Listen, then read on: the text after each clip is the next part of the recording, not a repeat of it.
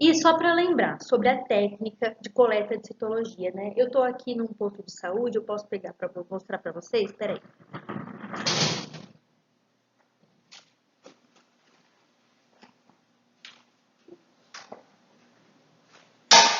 Geralmente, a gente tem aqui esse kit completo, ó.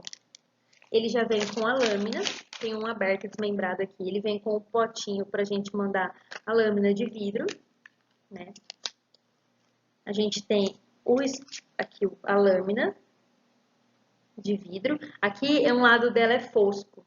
E aí a lápis a gente consegue escrever as iniciais da paciente ou o cadastro dela no sistema de saúde local, enfim, né, o que for necessário para poder adequar. A gente tem aqui também a espátula de Aires, que ela tem um lado que é nesse formatinho aqui, ó. Tá vendo? Igual ali da foto. E o outro lado é assim, uma espátula normal. E aqui a gente tem a Citobrush, que ela parece uma escovinha mesmo. São cerdas bem molinhas, ó. Deixa eu mexer nela com o outro palito pra vocês verem. Ó, tá vendo? Bem macia.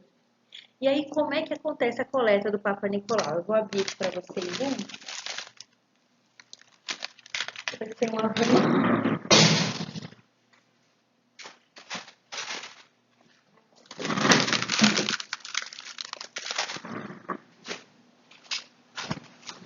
Eu vou abrir um desse grandão, porque geralmente a gente não utiliza dele, só em casos muito específicos, mas só para mostrar para vocês.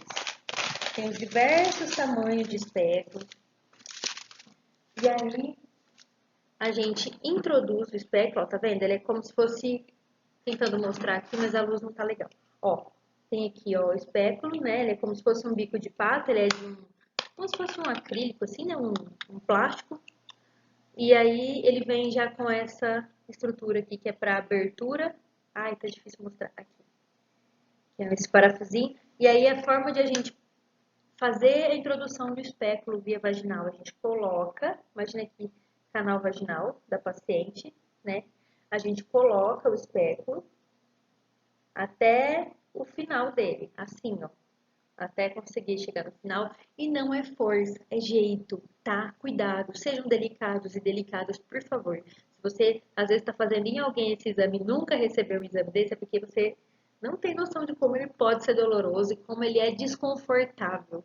Não desconfortável na questão de dor só, mas assim, é um exame que deixa a paciente desconcertada, no mínimo, né? Deixa a gente um pouco mais tímida, a gente fica ali numa situação um pouco constrangedora, vamos dizer assim, enquanto paciente, porque na real, vou falar para vocês, como médico, a gente não fica se atendo a essas coisas de, então, vamos olhar. Se a gente olhar para os pelos, a gente vai olhar como é a pilificação para saber se é normal ou não. A gente não vai olhar para os pequenos e grandes lábios pensando, a gente pensa, é normal, tem alguma patologia, e muito mais a gente dá atenção para o colo do útero, né, para o exame especular mesmo, quando a gente vai examinar, do que para questões estéticas, fez a unha, não fez. Gente, abstrai tudo isso, vai para o exame ginecológico com o coração em paz.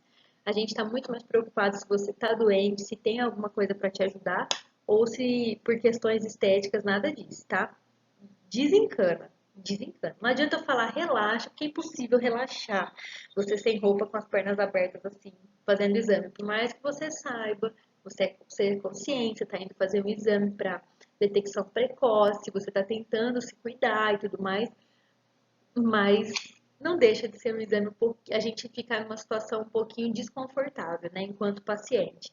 Então, é isso. A gente vai com delicadeza, imagine aqui, ó, orifício vaginal, a gente entra aqui, ó, e a gente inclina o espéculo mais ou menos 1 hora da tarde. Eu sempre falo isso quando eu tô com alguém ajudando a fazer.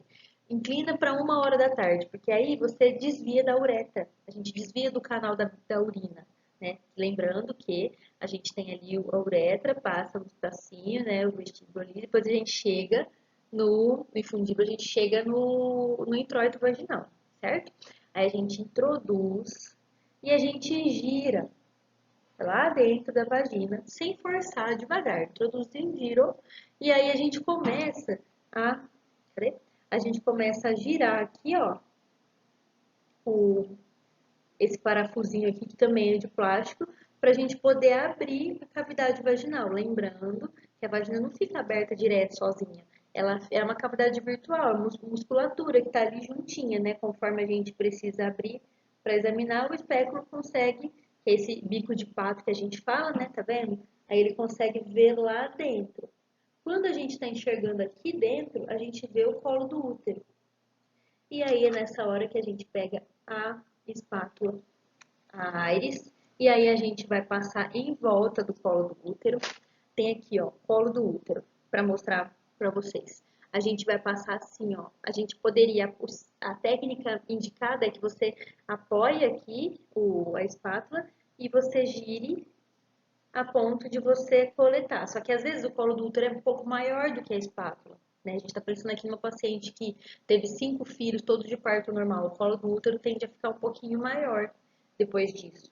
Então, o ideal não é que você só posicione e só gire só aqui onde deu. Se é um colo maior do útero, você vai fazer esse serviço de passar por toda a extensão do colo. Colher o material, então aí a gente vai passar na lâmina de vidro. Tem algumas correntes que acreditam que você não pode passar mais de uma vez, porque senão você vai perder material. A forma mais adequada é que você passe o mínimo de vezes possível. Ó, vou mostrar aqui de pertinho. Tá aqui a lâmina. Ops, aqui. Aí você passa. Ah, eu gosto de passar assim. Pode passar, não tem problema. Você vai passando assim ou assim, mas de uma forma que você consiga separar o que você coletou com essa espátula num canto e o que você coletou com essa espátula num outro canto, certo? Para separar. E aí, porque na hora o patologista vai fazer a análise, ele precisa ter noção de qual epitélio que é qual, né? Para ele não misturar tudo. E aí, a gente vai passar na lâmina de vidro. Antes de fazer essa coleta com a espátula de Aeres no colo do útero, antigamente era obrigatório se fazer a coleta de fundo de saco, que a gente ia no fundo da vagina, passava o espectro, a gente colhia lá embaixo, nas paredes vaginais, e passava na lâmina também. Uma porção era fundo de saco, outra porção, fundo de saco, a gente girava a espátula e passava o colo do útero, e depois a gente passava a escovinha. Qual é a sequência correta de se coletar um Papa Nicolau? A sequência de coleta não é a mesma sequência de a gente passar na lâmina. E vou explicar por quê. Então, antigamente era obrigatório coletar fundo de saco vaginal, mas depois de muitos estudos foi visto que a mesma infecção que estaria presente no colo do útero estaria no fundo de saco. Então, não tem tecido escamoso do mesmo jeito. Então, não teria tanta necessidade de se fazer. Alguns serviços ainda fazem como rotina, alguns profissionais ainda fazem. Esse manual do INCA não direciona para isso, certo? E aí, o que a gente faz? Primeira coisa, vamos começar o exame então de novo, vai. Vou fechar meu espéculo aqui. Lembrando que esse aqui é um tipo de espéculo descartável, né? Não é reutilizável, não é reesterilizável. A gente vai introduzir, abrir, beleza, tá vendo o colo de útero, bonitinho. A gente vai coletar fundo de saco vaginal, passa nas paredes, aqui, e guarda. A gente vira a espátula, colhe a citologia do epitélio do colo uterino e guarda na sua mão. Você vai pegar a escovinha, para a gente ver a citobrush, que a gente vai introduzir nesse buraquinho que tem aqui no desenho. A gente vai colocar dentro, a gente coloca ela aqui, ó, dentro do colo do útero. A gente introduz até sumir a cerda. Tem que introduzir tudo, ela tem que entrar até aqui, tudo. E aí a gente gira para um sentido, geralmente para o sentido horário, para ela captar as células glandulares ali do colo do útero. A gente vai girar no sentido horário e depois a gente tira. Tirou a escovinha, lembrando que você guardou o que está na espátula, né? Está na sua mão aí. Aí você pega a lâmina, previamente identificada, com as iniciais da paciente, com, enfim, o registro do sistema de saúde local, né? Que você esteja registrando. E aí você passa no sentido que você passou a citobrush lá dentro. Normalmente a gente faz sentido horário, a gente vai passar o contrário aqui na lâmina. A gente vem em sentido anti-horário. A gente vem assim. E passa, né? Ah, passa uma vez só, porque senão destrói célula. Isso não é comprovado. Você pode passar uma vez, tá? O suficiente para você ter material aqui. De onde você passar uma vez, aí estava tão seco que não saiu nada. Se tiver seco, compensa você pingar soro fisiológico e depois nos instrumentais coletar da paciente para sair algumas células, senão não vai ter o que analisar. E aí a gente passa no sentido contrário, que foi passado lá dentro, a Citobrush, a gente passa assim, ó. Você vai girando, ela não é só passar, assim. Você vai girar ela, para ela ir depositando as células aqui, ó. Entendeu? Beleza? Vai passando. Aí a gente descarta, joga no lixo. Pronto. E lembra dessa espatulinha? A gente vai passar primeiro a parte que foi coletada do colo uterino. Aí a gente passa aqui numa outra porção da lâmina. E a terceira porção, se você tiver coletado fundo de saco, você passa aqui. Aí sim você descarta. Por que essa ordem? Por que é importante ser respeitada essa ordem? Porque o material da Citobrush, ele coletou material glandular, material cervical. Então, é um material que, quando exposto no ambiente, ele se desfaz das suas propriedades com muito mais rapidez do que o material de canal de ectocervice e de fundo de saco vaginal, de tecido escamoso. Porque o tecido escamoso, ele não é totalmente exposto, mas ele é um pouco mais exposto que o glandular. Então, por questões de propriedades, e isso pode cair em prova. Estou falando de concurso, né, de provas de residência, enfim. A ordem certa, ou prova prática, por exemplo, né, cair colete em Papa Nicolau. Por que não poderia cair isso numa prova prática? A sequência correta de coleta é essa daqui. Certo? Entendido? Ah, e eu coloquei essa imagem aqui, ó,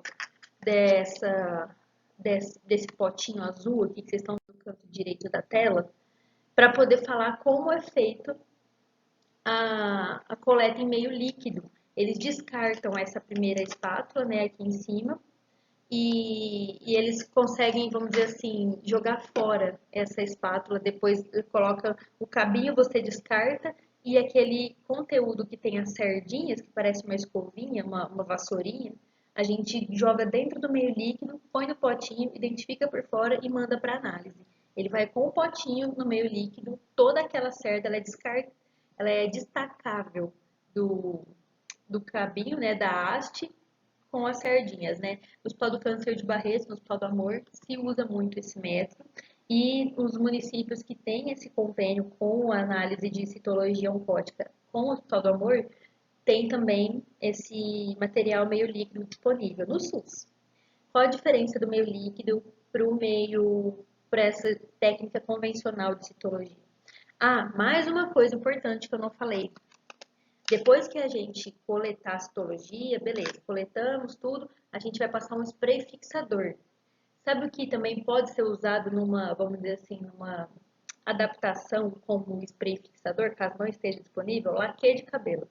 Na residência a gente usava bastante. Laque, spray Charme, sabe esses spray da vida? A gente usa, passa assim na lâmina e fica tudo bem. E aí a gente precisa fixar esse conteúdo na lâmina, né? A gente passou tudo aqui, tem que fixar para poder aguentar até a hora de mandar para o laboratório, porque não são análises imediatas. Então a gente faz uma distância aqui de mais ou menos 10, 15 centímetros e borrifa o spray. E aí a gente guarda aqui na caixinha ou no potinho de laboratório que eles disponibilizam, enfim, identificamos por fora também e aí a gente manda a amostra. Quanto tempo pode ficar? Tem que conservar em geladeira? Na verdade, não. Desde que você não conserve também numa fonte de calor, né? Você não pode deixar ele, por exemplo, exposto ao sol ou uma temperatura muito elevada, porque senão vai derreter, vamos dizer assim, né? Tudo que você fixou vai se desfazer e aí a gente tem perda celular. Tem perda para a hora de fazer a análise e vai se tornar uma amostra insatisfatória. Mas é isso. Ah, sobre o meio líquido, qual a diferença do meio líquido e do método convencional para coleta de citologia? Segundo os estudos, o método do meio líquido consegue detectar muito mais precocemente o NIC1, né, que é vamos dizer assim, a primeira alteração que acontece diante de uma infecção por HPV. Desculpa, o primeiro grau da infecção, mas ele detecta muito mais precocemente do que o método convencional. Então, é uma forma de rastreio um pouco mais sensível, vamos dizer assim, né? Mas há controvérsias, como é um método que ainda tem um custo um pouco mais elevado do que o método convencional, ele não é tão difundido, não é tão fácil de você conseguir comprar para colocar no consultório, mas só para vocês saberem que ele existe. O que é preconizado pelo Ministério da Saúde nesse momento ainda é o convencional, então é mais dele que a gente precisa ter ciência, certo? Nesse quadro aqui, cor de rosinha, que eu coloquei para vocês, a gente está falando das principais condutas que a gente tem naquele manual, né? Quando a gente encontra células escamosas atípicas de significado indeterminado, ascos, elas são consideradas possivelmente não neoplásicas. Nós vamos falar um de cada. Eu só coloquei esse quadro aqui no início para ilustrar mesmo tantas condutas que a gente precisa ter em mente. E não é uma questão de decorar, é uma questão de ter esses fluxogramas na nossa mente, porque diante de uma situação dessa, vamos supor, você é médico de família, você é clínico, você atua no Sistema Único de Saúde de alguma forma, diante de uma alteração dessa, é preciso saber se é uma paciente de risco. Ah, eu sou cirurgião geral, a paciente tem, por exemplo, ela tem asgos, ela tem ASCH, na citologia, mas não tem problema, vamos operar mesmo assim e tal. Não precisa de fazer nada agora, não, mas urgente é operar a vesícula. Claro que não. A gente precisa fazer um acompanhamento, porque essa não se pode afastar lesão de alto grau, por exemplo, né? Pode ser que ela tenha coisa muito mais séria para se resolver do que uma litíase biliar. Então, é só um exemplo, tá? Todo mundo precisa saber. Ah, mas eu não vou ser GO na área. Não interessa, você é médico, você precisa saber. Você é profissional da saúde, você precisa saber. Você é enfermeira, é técnica, auxiliar, enfim. Se você está envolvido com a área da saúde, é um rastreio básico o câncer de colo de útero, né? São campanhas básicas. Então não adianta chegar no outubro rosa, todo mundo usar roupa rosa aí, fazer as campanhas, andar de bexiga na rua. Não é isso, a gente tem que saber isso aqui. A gente tem que saber fazer detecção precoce. Outro erro comum. Ah, vamos fazer o preventiva, prevenção. Prevenção, só um conceito, tá, gente? Prevenção seria se a gente, ao fazer o exame de Papa Nicolau, eu estivesse livre de ter câncer de colo de útero, o que não é verdade. A gente tá lá para fazer detecção precoce. Se a gente vai ter câncer de colo do útero ou não, depende de vários outros fatores. Depende de fatores muitas vezes genéticos, dependendo do tipo de câncer, depende se eu tenho infecção pelo HPV ou não, depende se a minha infecção por HPV vai fazer alguma lesão no colo do útero ou não. Enfim, qual é o tipo de HPV que está cometendo o colo do meu útero? Tem tudo isso para se analisar, certo? Então, vamos que vamos. Esse aqui é um quadro que tem todas as condutas, quais são os pacientes que devem ir para a colposcopia de cara, quais que vão fazer toda a revisão. Nós vamos falar de cada caso.